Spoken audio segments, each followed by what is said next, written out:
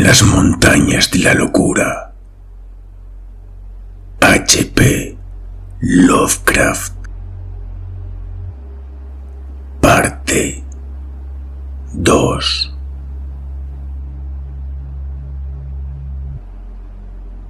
Este vídeo forma parte de una colaboración con 90 Delta, un amigo nuestro. Encontraréis la primera parte en su canal.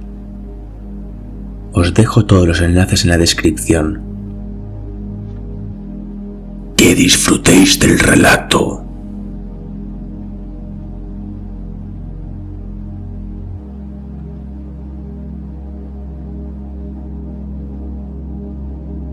Supongo que la fantasía popular respondió activamente a nuestros boletines radiotelegrafiados acerca de la partida de Lake hacia el noroeste para penetrar en regiones jamás holladas por pies humanos e imaginadas por el hombre, aunque no mencionamos sus descabelladas esperanzas de revolucionar toda la ciencia biológica y geológica.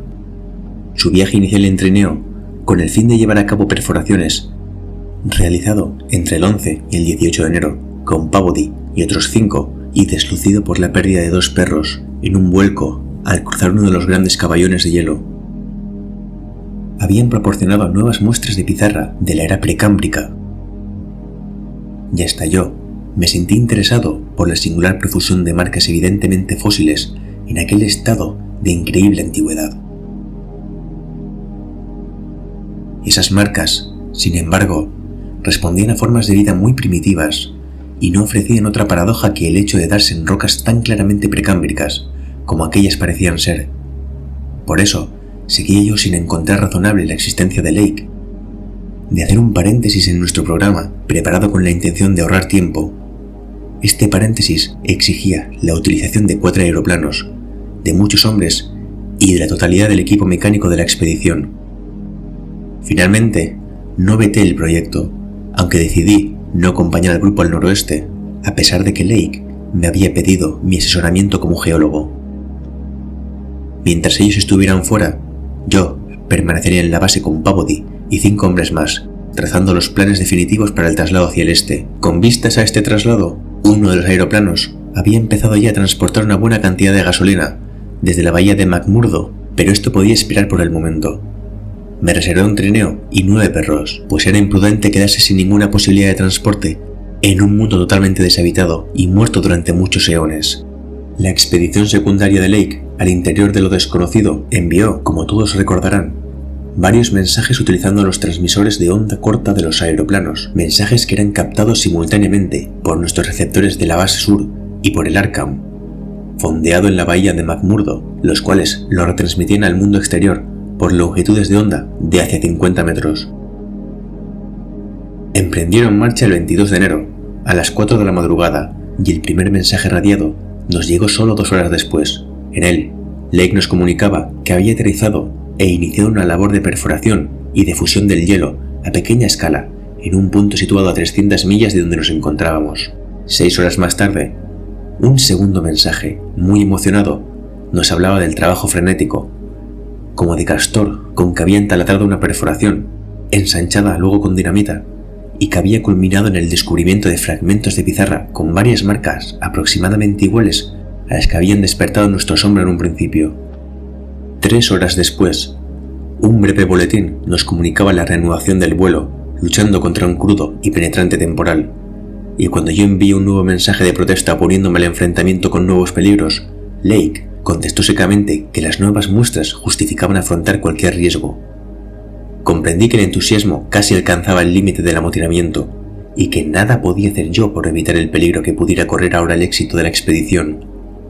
Pero me espantó pensar que Lake se fuera aventurando más y más profundamente en aquella blanca y traidora inmensidad, llena de tempestades y misterios insondables, que se extendía a lo largo de unas 1500 millas hacia costas, mitad conocidas, mitad sospechadas, de las tierras de la Reina María y de Nox.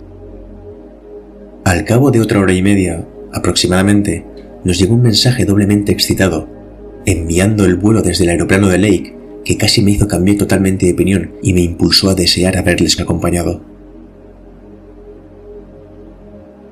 10:05 noche. En vuelo, después, avistamos la cordillera más elevada que todas las vistas hasta ahora, quizá tan alto como el Himalaya, teniendo en cuenta la altitud de la meseta. Probablemente 76 grados 15 minutos latitud y 113 grados 10 minutos de longitud este. Se extiende hacia la derecha e izquierda, hasta donde alcanza la vista. Creo percibir 2 conos humeantes, todos picos negros y sin nieve. Vendaval que sopla desde ellos impide navegación.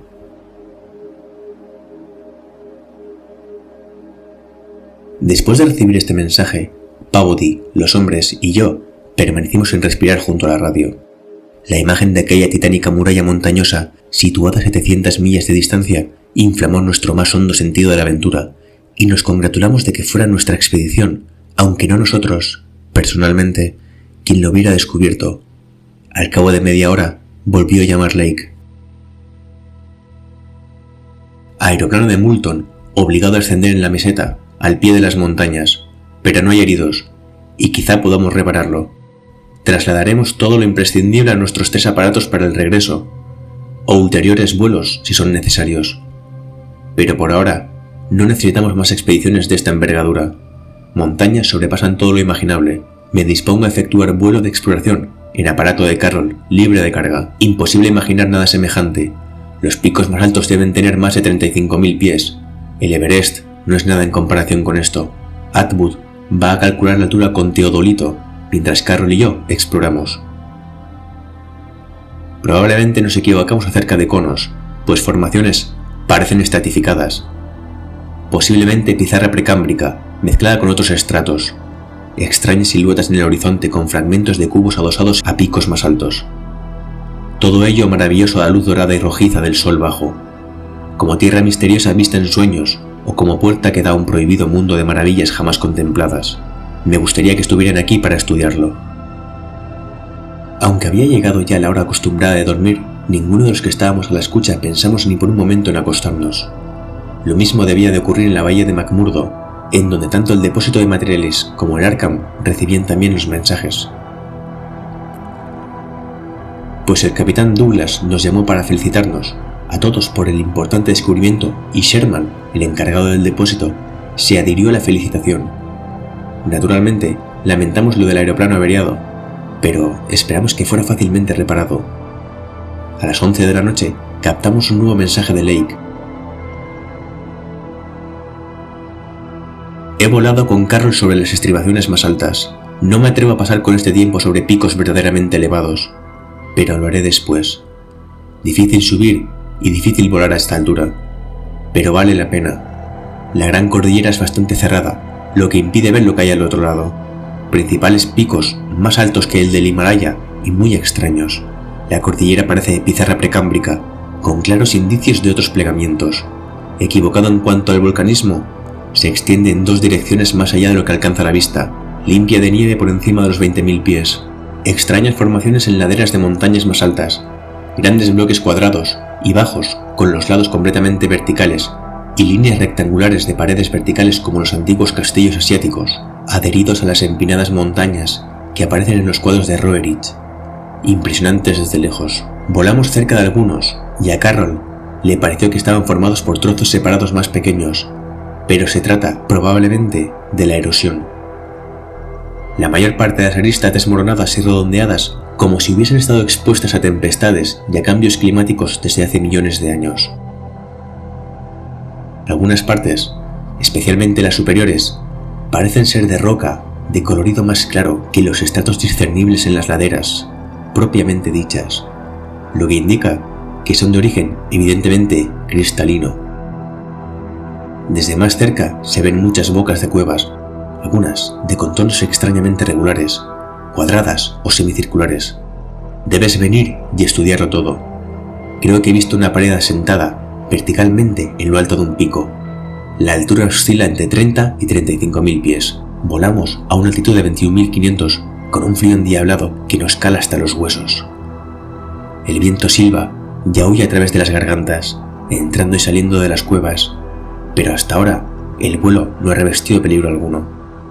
A partir de entonces, y durante la media hora siguiente, Lake desató una riada de comentarios manifestando su intención de escalar algunos de los picos. Le respondí que me reuniría con él tan pronto como pudiera enviar un aeroplano, y que Pavody y yo idearíamos el plan más adecuado para el abastecimiento de gasolina, dónde y cómo concentrar las existencias en vista del cambio de programa de la expedición. Evidentemente, las labores de sondeo de Lake, así como las exploraciones aéreas, exigirían una gran cantidad de combustible en la nueva base que tenía intención de establecer al pie de las montañas, y entraba dentro de lo posible que, después de todo, no realizáramos en esta estación el vuelo hacia el este. En relación con esto, llamé al capitán Douglas y le pedí que desembarcara todos los pertrechos que pudiese y los transportase más allá de la barrera con el único tiro de perros que habíamos dejado allí. Lo que teníamos que hacer era establecer una ruta directa que cruzase la región desconocida que separaba el lugar que se hallaba Lake de la bahía de McMurdo. Lake me llamó más tarde para decirme que había decidido dejar el campamento en el lugar donde se había visto obligado a aterrizar el avión de Moulton y donde las reparaciones habían progresado algo. La costra de hielo era muy fina y dejaba ver aquí y allá trozos de tierra oscura. Lake pensaba llevar a cabo algunas perforaciones y hacer estallar algunos barrenos antes de realizar exploraciones en trineo o de emprender ningún ascenso.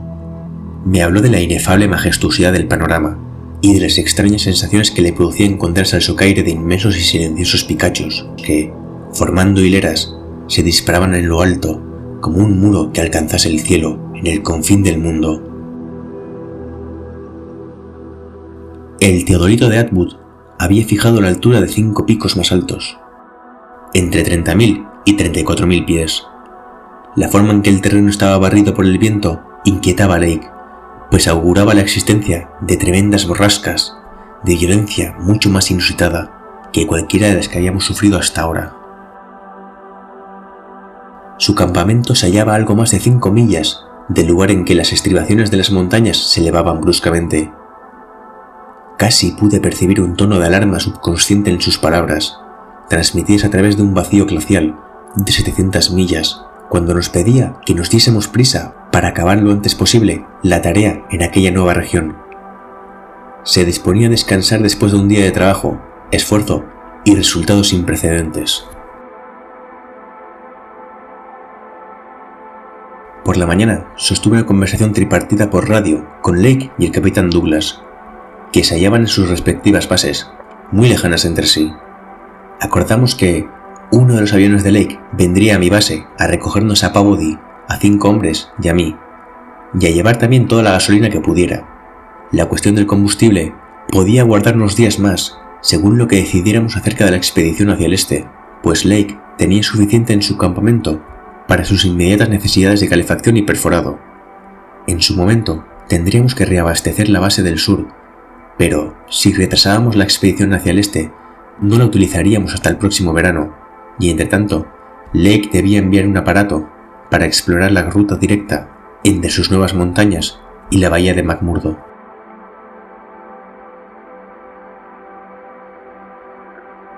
Pavody y yo dispusimos a cerrar nuestra base durante poco o mucho tiempo, según fuese necesario. Si invernábamos en el Antártico, volaríamos probablemente en línea directa desde la base de Lake al Arkham, sin regresar a ese lugar.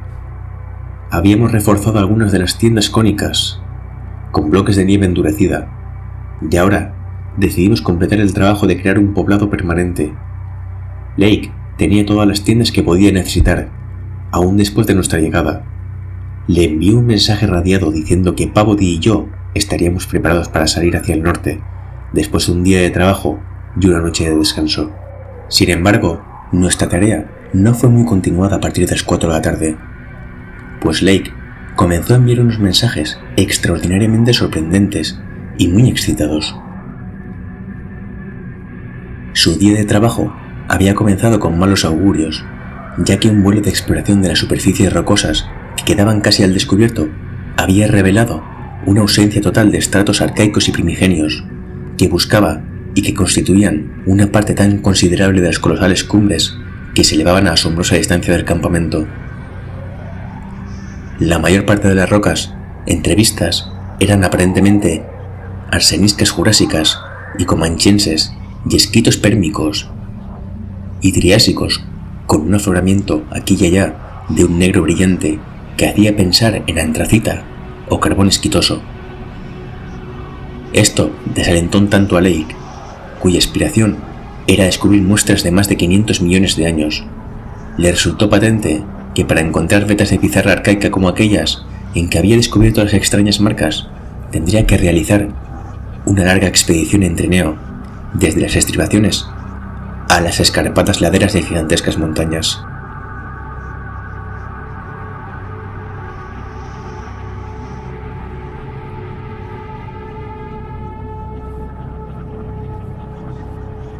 No obstante, había decidido efectuar algunas perforaciones allí mismo, como parte del programa general de la expedición, por lo que montó la barrena y puso a trabajar en ella 5 hombres, mientras que los demás acababan de instalar el campamento y de reparar el aeroplano averiado.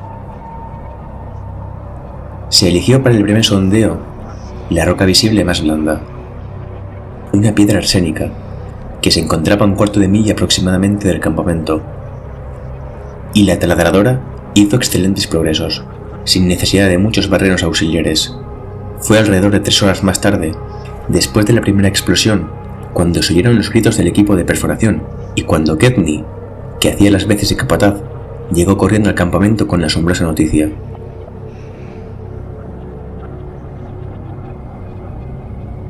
Habían encontrado una caverna.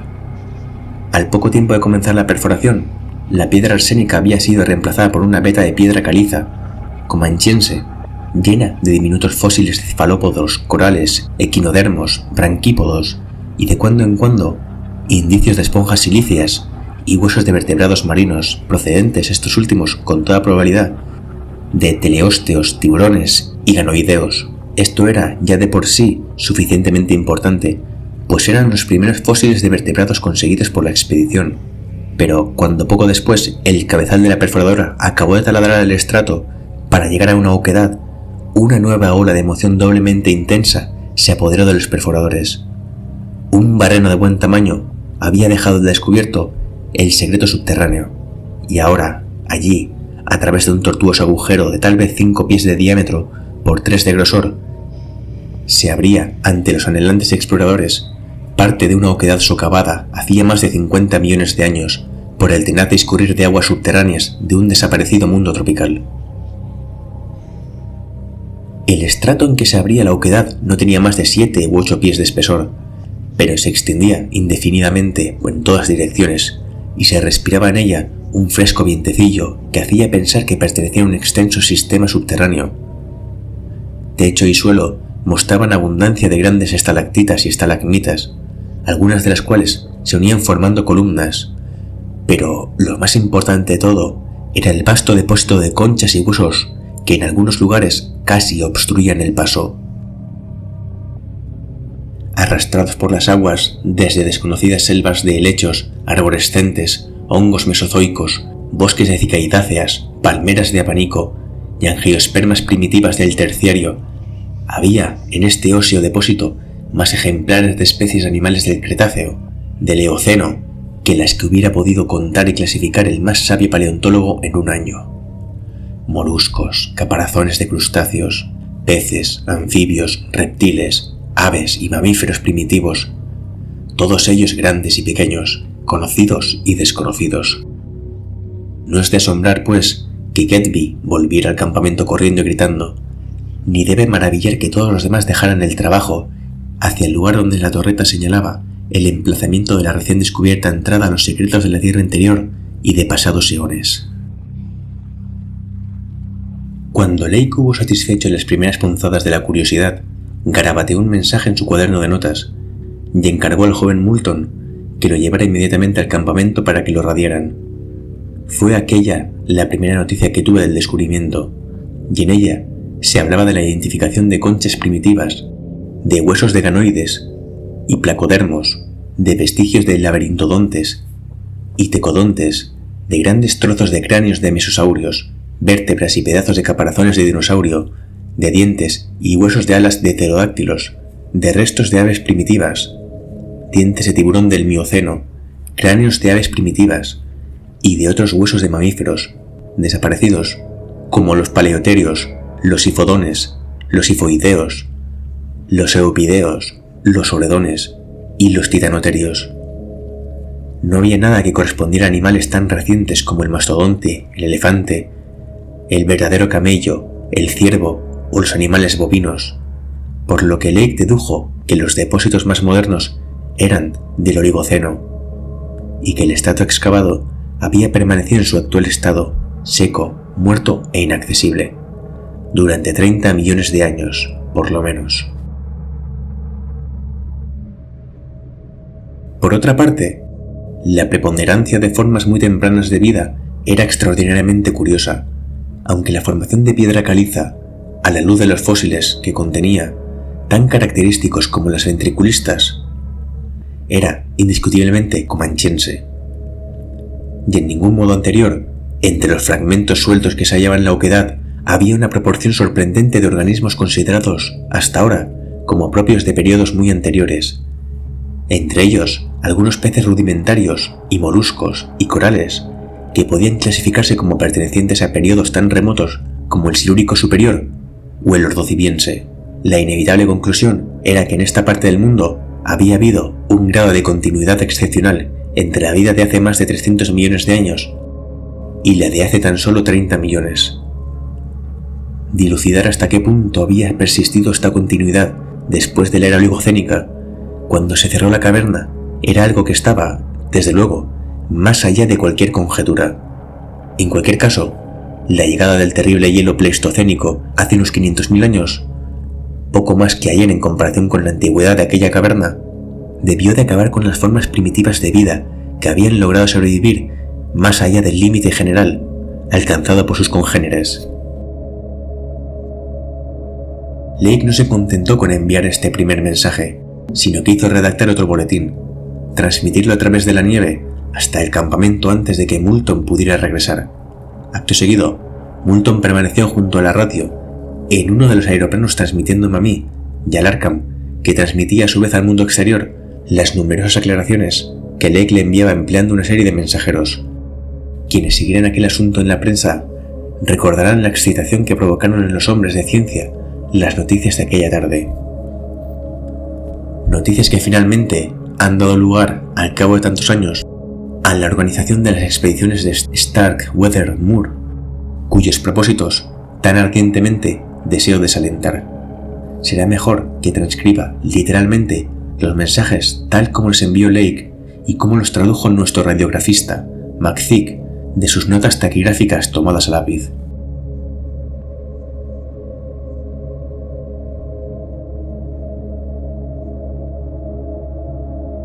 Fowler hace un descubrimiento de la máxima importancia en los fragmentos de piedra arsénica y caliza del Barreno. Varias huellas estriadas como las halladas en la pizarra arcaica demuestran que su fuente sobrevivió desde hace más de 600 millones de años, hasta el período comanchense, con cambios morfológicos moderados y disminución de su tamaño medio. Las huellas de época comanchense parecen tan solo más primitivas o decadentes que las más antiguas. Destaquen la importancia descubrimiento en la prensa. Significará para la biología lo que Einstein para las matemáticas y la física. Enlaza con mi labor anterior y amplía sus conclusiones. Parece indicar, como yo sospechaba, que la Tierra ha sido testigo de un ciclo o varios ciclos de vida orgánica anteriores al que conocemos y que comienza con las células agnostozoicas. Evolucionó y se especializó, no más tarde de hace 1000 millones de años, cuando el planeta era joven, hasta hacía poco tiempo. Inhabitable para cualquier forma de vida o estructura protoplásmica, surge la pregunta de cuándo y dónde y cómo aconteció tal desarrollo. Más tarde, al examinar ciertos fragmentos de esqueletos de grandes saurios terrestres y acuáticos y de mamíferos primitivos, encuentro extrañas heridas o traumatismos locales en la estructura ósea que no cabe achacar a ningún animal predatorio o carnívoro conocido de periodo alguno. Son de dos clases: punciones directas y penetrantes e incisiones más largas y cortantes. 2 o 3 casos de huesos limpiamente seccionados. Pocos ejemplares las muestran. He mandado traer linternas eléctricas del campamento. Ampliaré la zona exploratoria subterránea cortando estalactitas.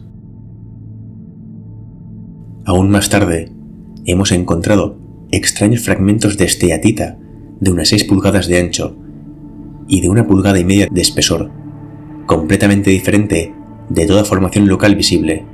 Es verduzca, sin características que permitan determinar su antigüedad.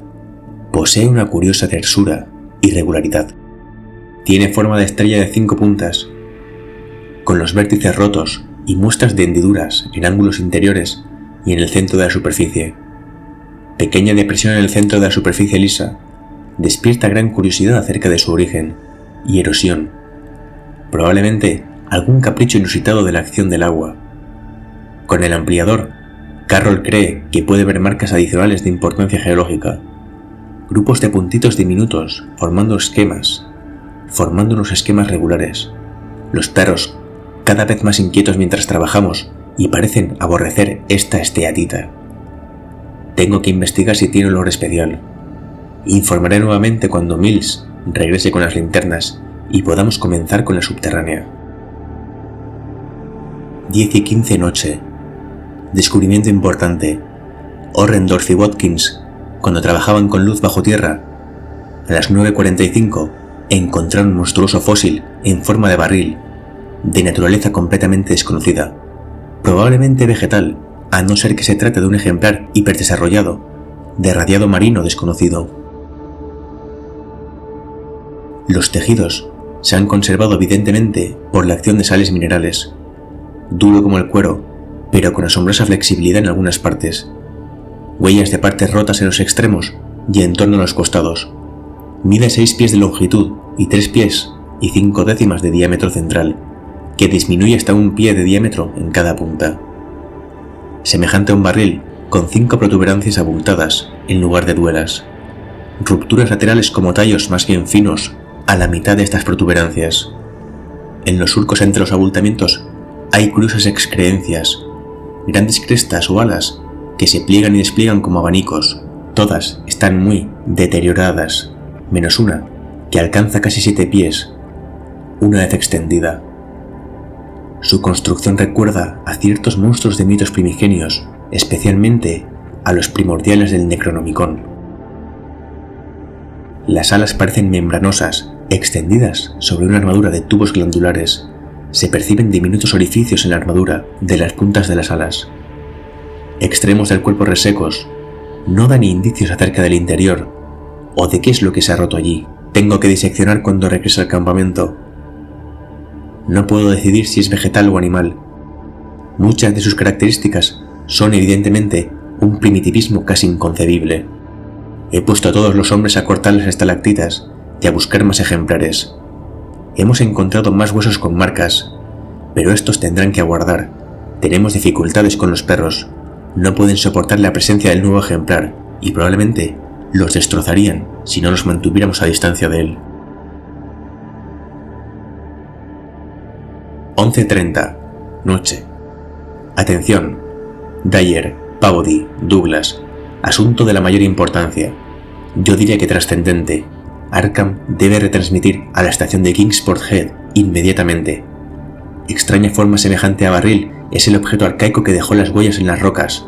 Mills, Boutreau y Fowler han encontrado un núcleo de otras 13 en punto subterráneo a 40 pies de la entrada, mezclados con trozos de esteatita, curiosamente redondeados y configurados, más pequeños que el encontrado anteriormente, con forma de estrella pero sin señales de rotura, excepto en alguna de las puntas. De las muestras orgánicas, 8 parecen en perfecto estado, y con todos los apéndices. Las hemos sacado todas a la superficie después de alejar a los perros. No pueden soportar su presencia. Atención a la descripción y repetidnosla para confirmar. Los periódicos tienen que transcribirla exactamente.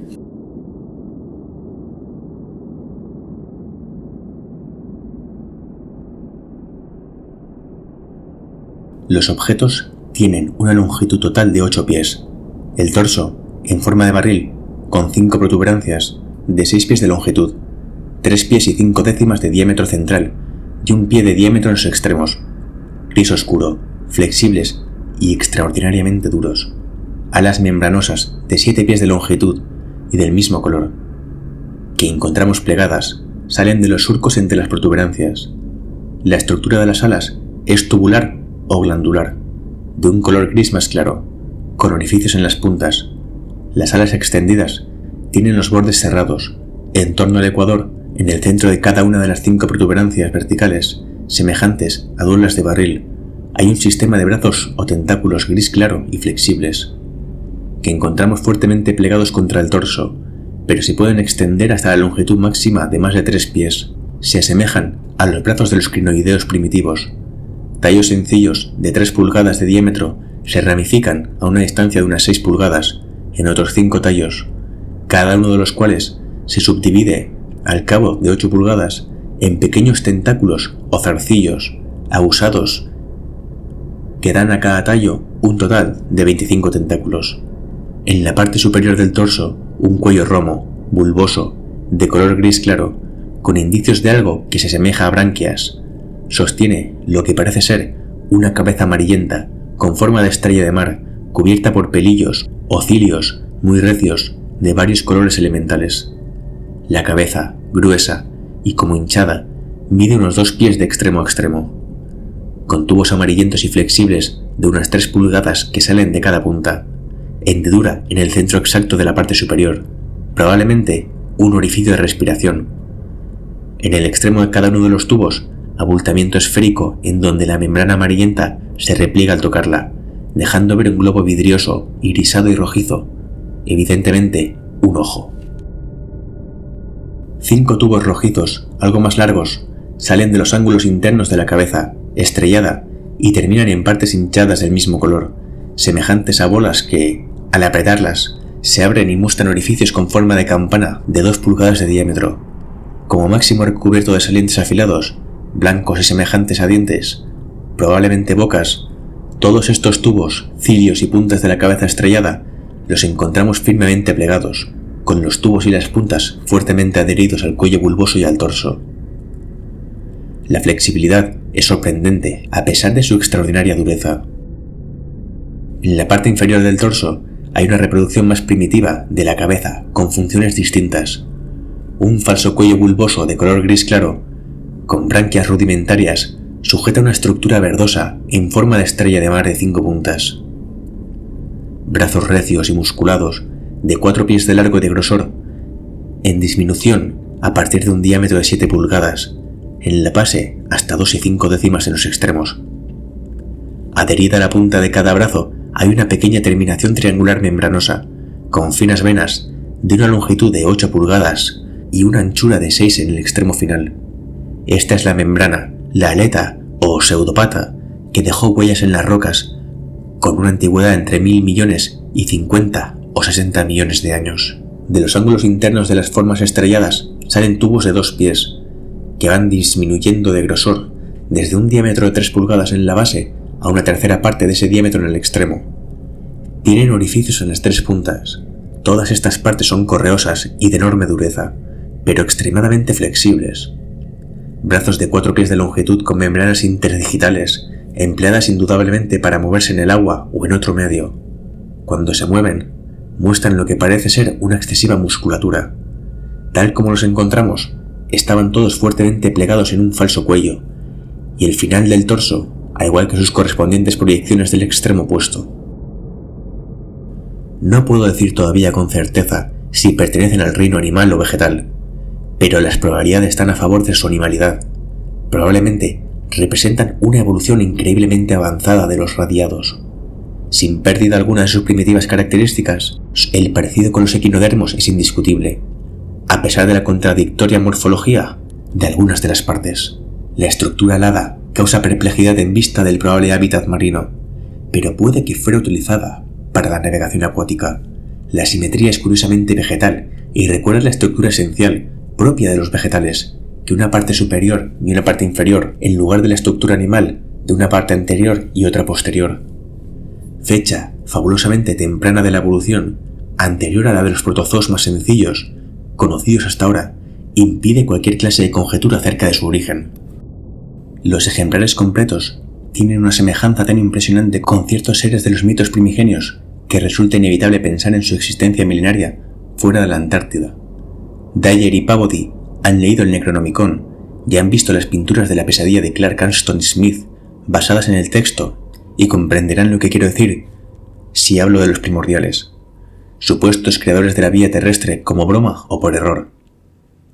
Los estudios siempre han juzgado dicha concepción como resultado de una interpretación imaginativa y morbosa de muy antiguos radiados tropicales, semejantes también a formas del folclore prehistórico que han hablado Wilmard, apéndices del culto de Cthulhu, etc.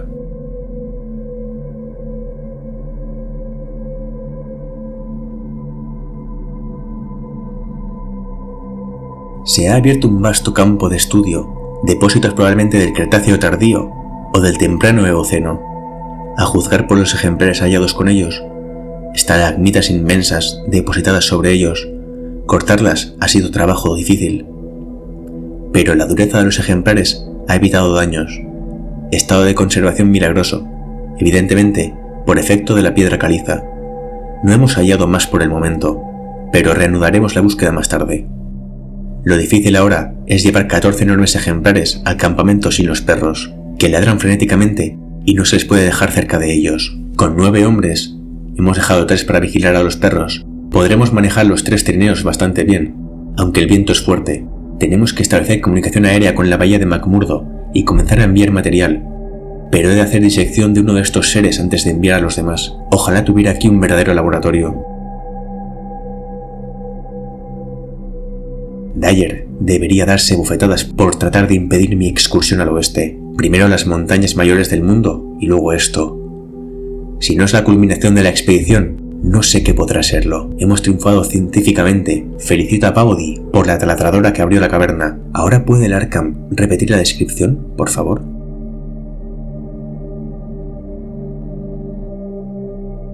Lo que Pavody y yo experimentamos al recibir este informe es indescriptible. Y no le fue a la zaga el entusiasmo de nuestros compañeros.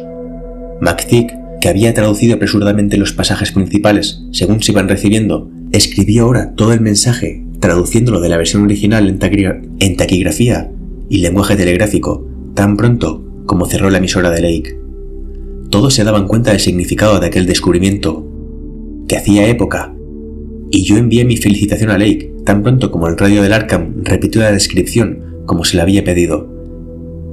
Siguiendo mi ejemplo, Sherman, desde su campamento en el depósito de la bahía de McMurdo, y el capitán Douglas del Arkham, más tarde, como jefe de la expedición, añadí algunos comentarios para que se transmitiera desde el Arkham al mundo exterior. Naturalmente, era absurdo pensar en dormir en medio de tantas emociones, y mi único deseo era llegar al campamento de Lake lo antes posible. Fue una gran decepción cuando me mandó decir que una creciente tempestad de viento que soplaba en las montañas hacía imposible volar por el momento.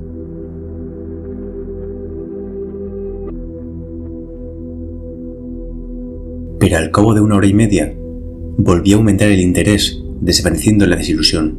Nuevos mensajes de Lake hablaban del feliz traslado de 14 de los grandes ejemplares al campamento. La tarea había sido dura, pues aquellas cosas tenían un peso sorprendente, pero entre 9 hombres habían logrado hacerlo muy limpiamente. A la sazón, parte de los que formaban el grupo estaban construyendo apresuradamente con vallas de nieve y a segura distancia del campamento un cercado al que pudieran llevarse los perros para facilitar su alimentación. Los ejemplares quedaron tendidos sobre la nieve endurecida cerca del campamento, excepto uno, con que Lake estaba realizando burdos ensayos de disección. Esta disección parecía ser tarea más ardua de lo que se había supuesto, pues a pesar del calor que proporcionaba una estufa de gasolina en la tienda laboratorio recién armada, los tejidos engañosamente flexibles del ejemplar elegido, robusto e intacto, no perdieron nada de su correosa dureza. Lake no acertaba con el modo de hacer las necesarias incisiones sin recurrir a una fuerza bruta horrible, que podría alterar los detalles estructurales que buscaba. Es cierto que disponía de otros 7 ejemplares en perfecto estado, pero eran demasiado pocos para utilizarlos imprudentemente, a no ser que la caverna suministrara más tarde una cantidad ilimitada de ellos. Por esta razón, sacó el ejemplar en el que trabajaba y entró a rastras otro, que, aunque conservaba trazas de las formas de estrella de mar en sus 2 extremos, estaba aplastado de mala manera y deformado en parte a lo largo de uno de los 2 grandes surcos del dorso. Los resultados, rápidamente comunicados por radio, fueron desconcertantes y decididamente estimulantes. Era imposible realizar una disección escrupulosa o exacta con unos instrumentos casi incapaces de cortar aquellos anómalos tejidos. Pero lo poco que se consiguió nos dejó asombrados y estupefactos. La biología vigente tenía ahora que revisarse eternamente, pues aquello no era producto de ninguna clase de evolución celular de la que la ciencia tuviera conocimiento. Apenas había habido sustitución mineral y a pesar de una antigüedad tal vez de 40 millones de años, los órganos internos estaban completamente intactos. Aquella calidad correosa, resistente al deterioro, casi indestructible, era un atributo inherente a la organización de aquel ser y pertenecía a algún ciclo paleógeno de evolución invertebrada que trascendía nuestra capacidad de especulación. Al principio, todo lo que Lake encontró estaba seco, pero a medida que el calor de la tienda dejó sentir sus efectos de fusión, encontró una cierta humedad orgánica, de penetrante y desagradable olor que hacía la parte no dañada del ser. No era sangre, sino un espeso flujo de color verde oscuro que al parecer hacía su función. Para cuando Lake llegó a este punto de su investigación, los 37 perros estaban ya en el cercado, todavía sin terminar, e incluso a esa distancia, ladraban furiosamente y mostraban una gran inquietud ante aquel olor acre y penetrante. Lejos de ayudarnos a clasificar al extraño ser, esa disección provisional no hizo más que aumentar su misterio. Todas las suposiciones acerca de sus miembros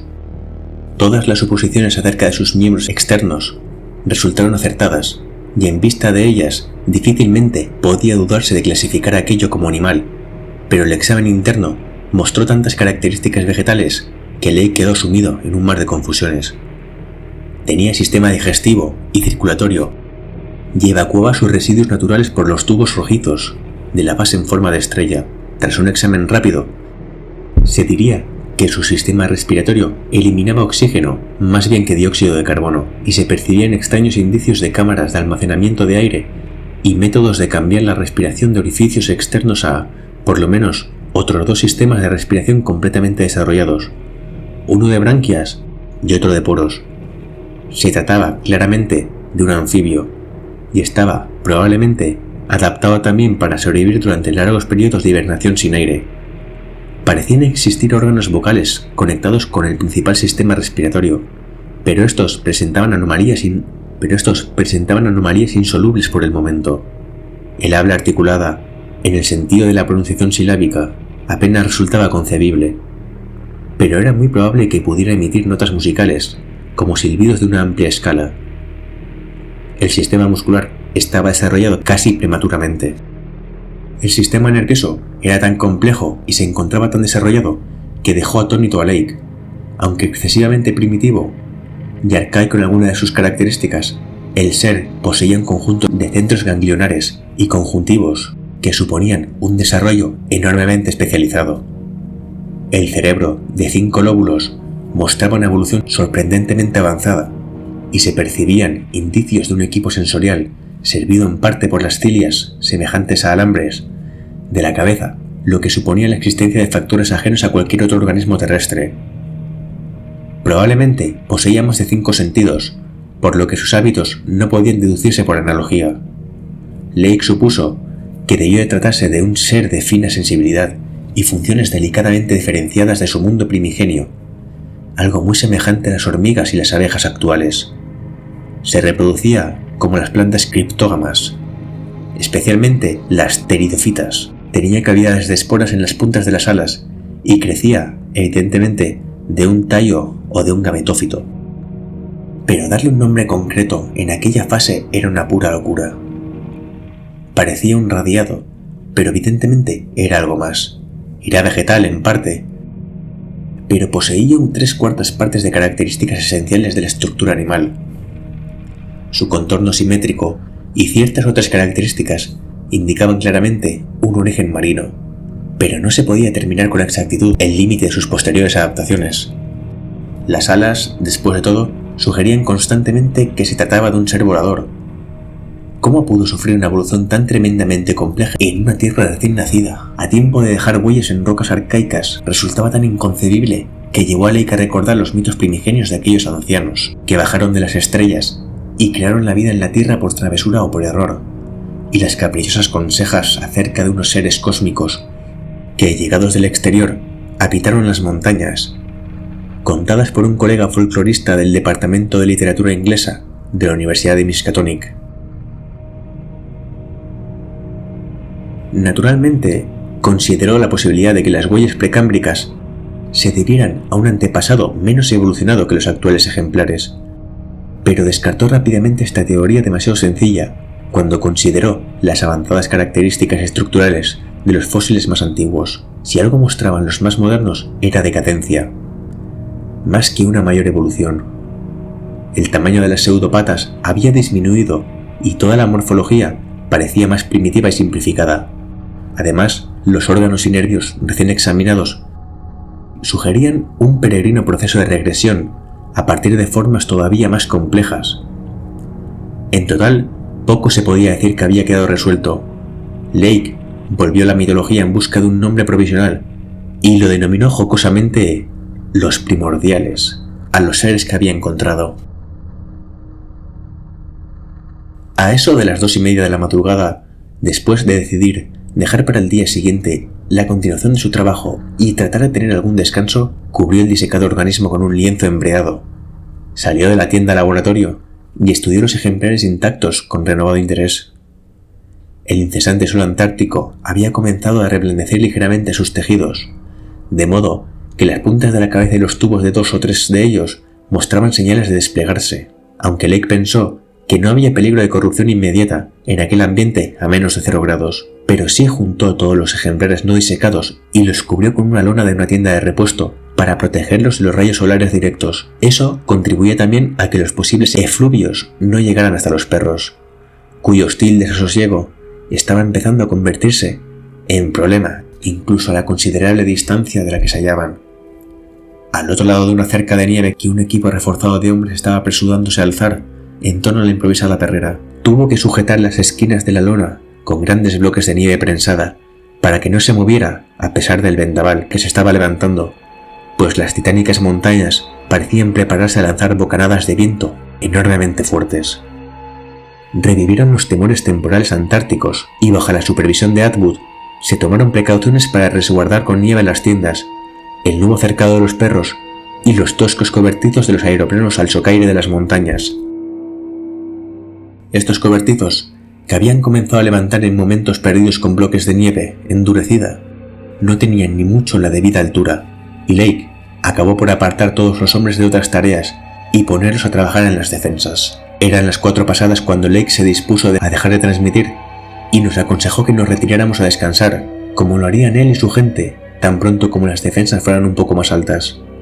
Mantuvo una conversación amistosa con Peabody a través del aire y reiteró su alabanza de las maravillosas barrenas que le habían ayudado a hacer el descubrimiento. Atwood también transmitió saludos y elogios. Yo felicité a Lake efusivamente y reconocí que tuvo razón al insistir en hacer la excursión hacia el oeste. Y, finalmente, todos acordamos ponernos al habla por radio a las 10 de la mañana siguiente, si la tempestad había amainado. Lake enviaría en aeroplano para recoger al grupo de mi base. Justo antes de acostarme, envié un mensaje final al Arkham, con instrucciones de que rebajaran el tono de las noticias del día para el consumo del mundo exterior, pues dar todos los detalles me parecía que podía levantar una ola de incredulidad hasta que fueran comprobados.